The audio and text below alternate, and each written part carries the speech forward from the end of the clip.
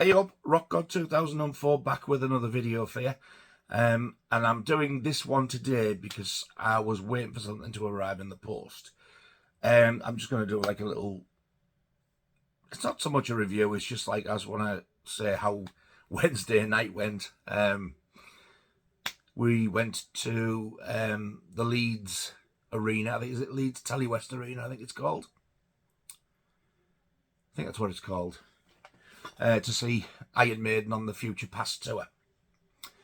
The support act, which was that metal band that were in Eurovision apparently. I don't watch Eurovision, so... Anyway, they're a German band, and they're called Lord of the Lost. When they first started playing, I was saying to the missus there, I said, hey, they're actually not too bad, these, are they? Then after the first song, it just got steadily worse and worse and worse. And to me, they were just, they were just so monotonous. I should have known it was a bad sign when the keyboard player walked out with flashing shoes like kids' high-techs. Idiot. Anyway, this guy with the flashing shoes, he couldn't decide whether he was a guitarist or a singer or a keyboard player. Because I don't think he actually played a guitar, but he had a keyboard shaped like a guitar. So he had one there, and he had one there, and he was like singing bits, and he kept stepping back and stepping forward, making sure you're seeing his flashy shoes. The lead singer looked to me, from where we were, he looked a little bit like the new lead singer of Skid Row, but nowhere near as good, because the new lead singer of Skid Row is epic. He's fantastic. So yeah, it's, for me, they outstayed their welcome. So while they were on, there was these lights, like right above, and it was like a big row of these white lights right up. And I've seen stuff very, very similar before at gigs. But these things were just constantly either flashing. If anybody in that audience had epilepsy, my God, they had my deepest sympathy, they really did. Because it must have absolutely been pure hell for them. When they weren't flashing, yeah, they did go off. But then they were like just blare full on. But because of where they were positioned, they were shining right in our faces. So you can imagine having that full on in your eyes. Either a full shine or a ba-ba-ba-ba-ba-ba-ba. And I swear to God, every single song, the drummer's bass drum, he had a double bass drum, and all you got was constant. And it was that loud, you could feel it going in your chest. Now, this didn't bother me too much. I just found it irritating, because I was thinking, Jesus, change the beat. We know you've got a good double bass drum action there, but away. As you know, Laura's just been in hospital for a transplant just over a month ago. She's still recovering. We were seated. There was no crushing or anything like that, but we were seated. But those lights gave her a headache, which set off the intracranial hypertension, which is what she takes medication for as well, which is also what damaged her eyesight. These headaches are like a migraine times 10. I can't imagine what that's like, because I do get migraines myself sometimes. They're bad enough. These are worse. And that drum beat made her feel physically sick. So they went off anyway, she started to calm a little bit. And then it was Maiden time. So just out of the blue, Doctor started. And oh my God, it was so much louder than any of the other songs that they were playing over the PA. So as Doctor finished, everybody cheered really loud. Lights went down. Intro music from Blade Runner, for you sci-fi fans there. And then they went straight on to Somewhere in Time. And they ran on and they played it. And I cried like a baby. I'm sorry, I can't help it. This happens quite often at Iron Maiden, and it happened the very, very first time that I saw them, way back in 1986 on the original Somewhere in Time tour. because it was like bang, boom, they're on, and your idol's like there in the flesh, in front of you, playing stuff that you love, and it was like, you've got to understand, right? For the people who don't like this type of music, me reacting like that is like how these teeny boppers now react to things like Justin Bieber or Beyonce with a question and all that garbage. This sounds like a racket to them. Well, all that garbage does to me. If I hear Beyonce or Bieber or One Direction or any of that cack, to me, it's like nails down a blackboard, which obviously is what my stuff is like to them. But they don't see that because it's all soft and lovely and nice to them. It's torture for me. So this is why I get emotional with them, because I have been so passionate about this band since February 1981. When my wonderful nephew Wayne got me into them. Well, he didn't really get me into them. He played this metal stuff because I was into punk and the Pistols. Until he brainwashed me. And the first Iron Maiden thing I ever owned was the original Sanctuary, which I got off him. I didn't get to see them till 86 because I was too scared to go, thinking it was going to be too loud. Wow, did I miss out on some gigs.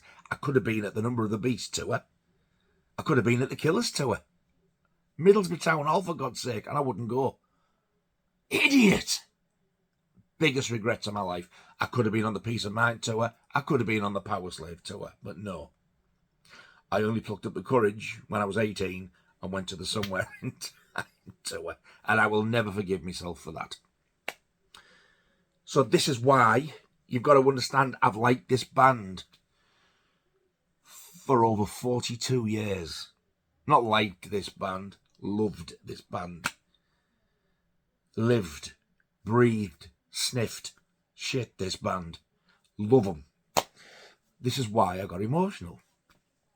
So as the set's going on, straight away after Caught Somewhere in Time, Stranger in a Strange Land, wow, there it was again. Because they've not played that since 1986 either. Same as Caught Somewhere in Time. And then as it went on, I could see Laura was getting more and more and more ill.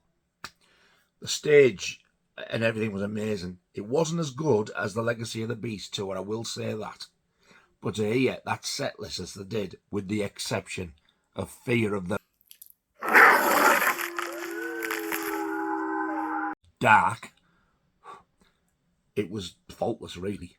There was other stuff I would like to have heard, but they could have took Fear of the Dark off and put Sanctuary back in, for instance. Or they could have squeezed another one in from Somewhere in Time. Deja Vu. Better still, Sea of Madness, one of my favourites. But no. Fear of the Dark, again. So, I think by the time I did that, Laura had gone. It got to about 3/4 of the way through the set.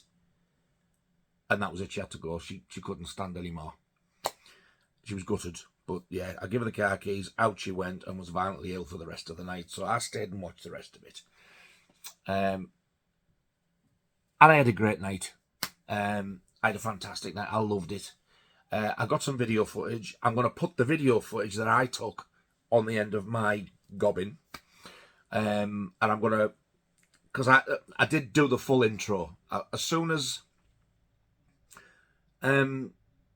Doctor Doctor by UFO finished and the crowd cheered, right, I started recording then. So I'm going to pause for your viewing pleasure. If you're a Maiden fan, you're going to see you've probably seen this from all the the European gigs and stuff anyway, but I don't care. This is from Leeds. You're going to see the intro with the Blade Runner music, then you're going to see Caught Somewhere in Time, and I left it record a little bit just to get that intro of Steve Harris's bass on Stranger in a Strange Land. Then I got other little video bits, not full songs, just bits, trying to catch, like, Eddie. And when they did Hell on Earth, the fire, wow. When you see the fire shooting from both sides of the stage, we were right back in the seating area. I could feel the heat. It was boiling. So I'm going to put them all together as one sort of long video. And then I'll put the photos that I took on as well, all the best. They're not great.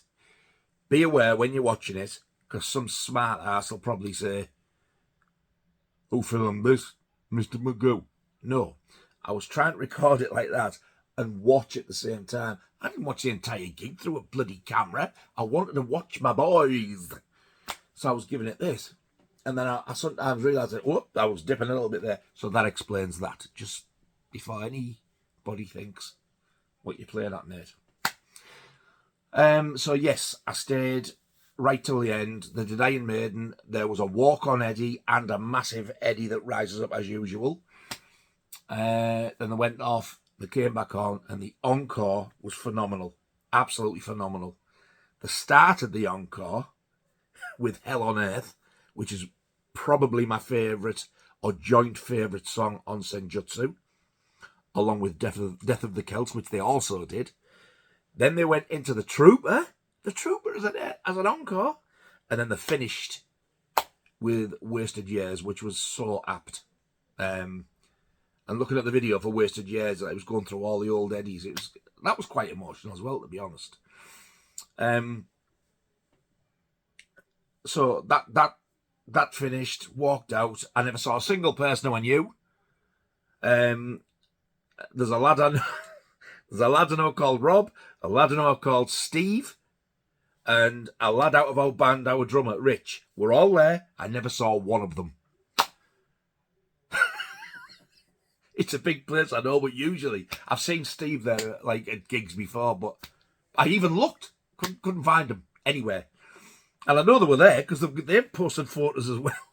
They were down, standing, not sod that. There was this group doing the old circle-y, moshy thing all night, and I thought, you know, I've seen Bruce stop the gig to stop that.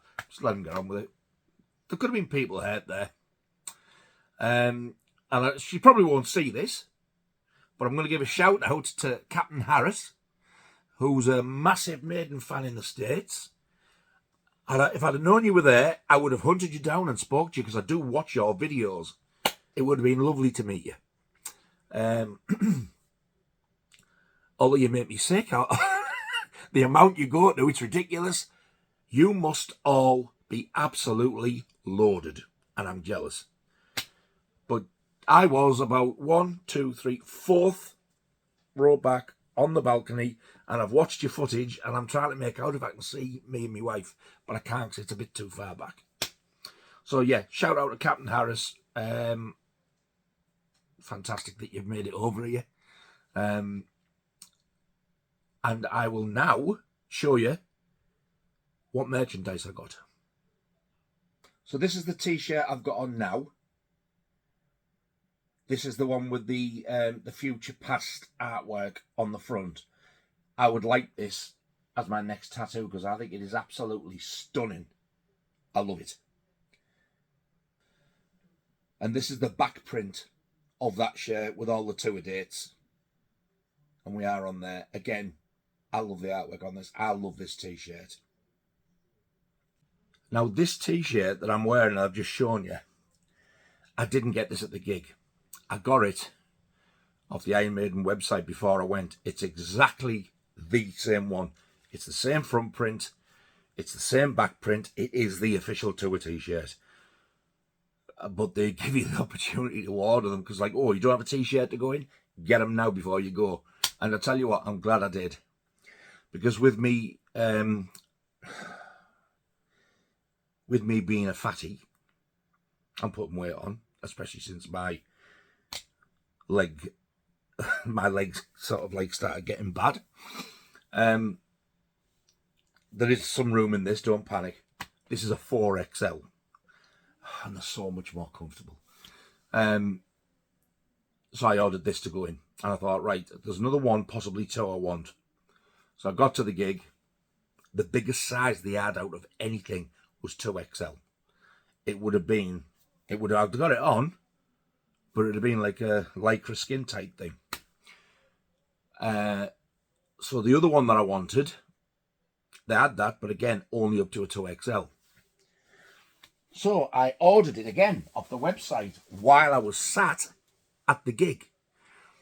We got a Sky VIP thing, so we were in a lounge upstairs before we went down to the gig. So I actually ordered this on the website while I was there, and it's just turned up today.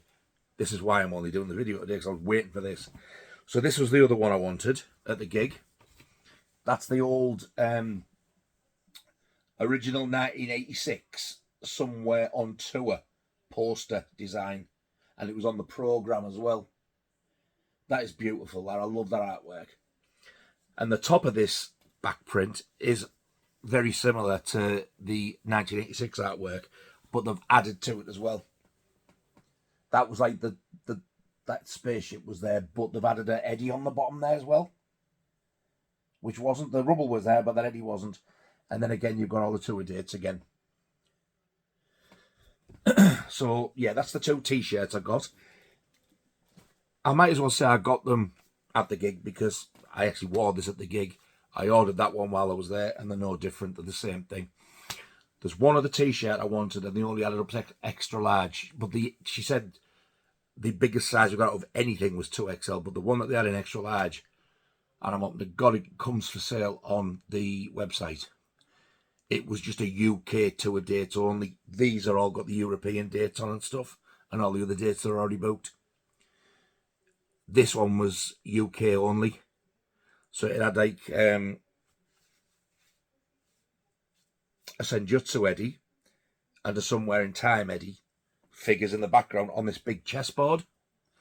And the chessboard was to simulate the song that they do, The Prisoner, which was written about the TV series. And then in the background, well, I'm sure what it was like you could see where they had like little pictures, and I'm sure it was the venues.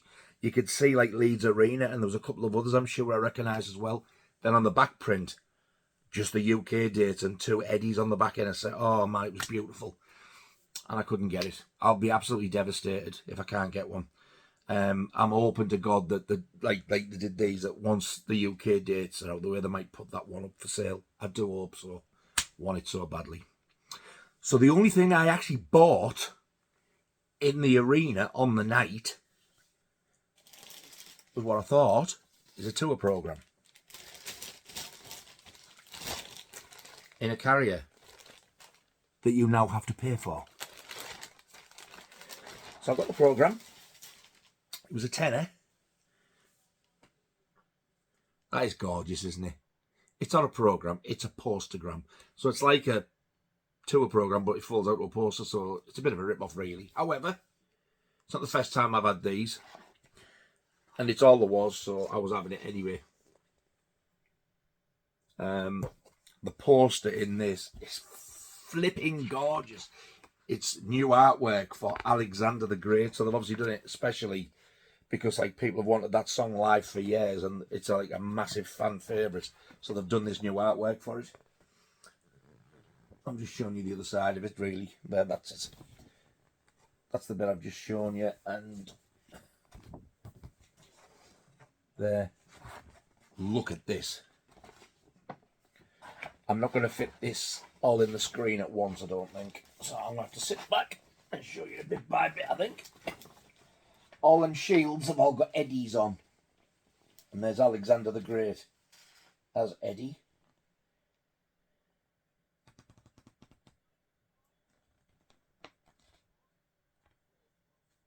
How nice is that? I just thought it was a bit expensive for what it was, that was all. But, I mean, they usually are anyway. I would love that framing. Not that I could put it anywhere, but I'll have to leave it like that anyway because it's also classed as the programme. So that was the only thing I actually bought, apart from a drink on the night in the venue. But now I've got 2 t-shirts. At least I've got 2 t-shirts and a programme from the gig. And I'm hoping to get the 3rd one that I wanted. If it hadn't been for Laura being ill, she would have had as good a night as I did. She was bad all the way home. She had her head out the window all the way home, throwing up, restless legs, banging headache.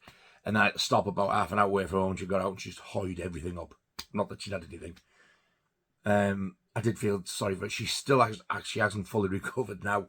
She just feels exhausted. Might have been a bit too much so soon after the operation, but I thought with it being a month or a month and a half, and she was adamant she was going, she wanted to go. She's been looking forward to this. But I think also if we hadn't have gone to see the support band before them, it wouldn't have been as bad. When Nico McBrain drums, he doesn't do dig, dig, dig, dig, dig, dig, dig, all the way through. He changes the beat, it's like dig, dig, dig, dig, dig, so you're getting a break from it. The lights up there, they're still flashing on us, but only like when, say, for instance, when Bruce Dickinson says blah, blah, blah, and goes like that for you to finish the sentence, you get a little light. But it still didn't blind us as much. It was our first band. I don't know what it is with Maiden lately. They've had garbage support acts, with the exception of Shinedown, who were brilliant. But Jesus, them and Steve Harris's son's band, what they're called. I can't remember what they're called. I hate them. The cack. They're just a noise to me. But yeah, Howie Man, Maiden, next tour, if you're still going to be doing it, get somebody decent to open for you that we want to see. If you want to get somebody loud, get Wednesday 13. I love Wednesday 13. That's just a little rant. Anyway, all in all, brilliant night. And they did absolutely fantastic. One bit I did miss during Stranger in a Strange Land, which somebody told me about, sent me a video, and I thought, are you sure that's Leeds? Because I didn't see this. Then I seen somebody else post with Leeds, and there it was. Second song, halfway through, Steve Harris fell over, and his bass hit the floor as well. And I swear to God, he's 60-odd-year-old, he basically went, fall, up, and just carried on playing as though nothing had happened. Who can get up that fast at 60-odd-year-old? I can't, I'm only in my bloody 50s. Fantastic. Honestly, it was amazing to see when I watched the video. But on the night, I was just too busy watching Adrian Smith do his solo, because what a song that is. And I never seen it, because he was like on the other side of the stage to where I was looking. And it must have happened that fast. I just didn't see him go and back up again. Weird. But I enjoyed it so much that I wished I'd have had the money for a ticket to go and see them again at Manchester last night. And it would have been lovely to go there as well, because I would have met Mike, Cinema Axeman, because he was at that one, and his lovely girlfriend Zoe. I would have loved to have met them both, but it wasn't to be. If I was rich, I'd have been there. I'd have probably been every UK date, but I'm not. But I've seen them again. I've seen them 20-odd times in my life. I hope to God they haven't given up yet. I'd like to at least just squeeze one more album out of them as well and do a tour. And I hope to God they do a live album of this tour, because it was amazing. I just loved it. I just hope they lose the master tapes for every recording of Fear of the Dark that they've done this tour. But they didn't do the Number of the Beast. No Running Free. No Sanctuary. But Fear of the Poxy Dark. So yes, that's my little rant / review. And showing you what merch I got. If I can find a photograph of that t-shirt that I want, I'll put it on at the end of this. I want to look for one so I can show you, and I'll say this is the t-shirt I want. So now I'm going to pass you over to the boys themselves. Ladies and gentlemen, may I please present Iron Maiden on their Future Past tour, performing Caught Somewhere in Time and other little snippets afterwards. Thank you so much for watching. Please enjoy the rest of the video, and I shall see you all very soon. You all take care. Take it away, chaps.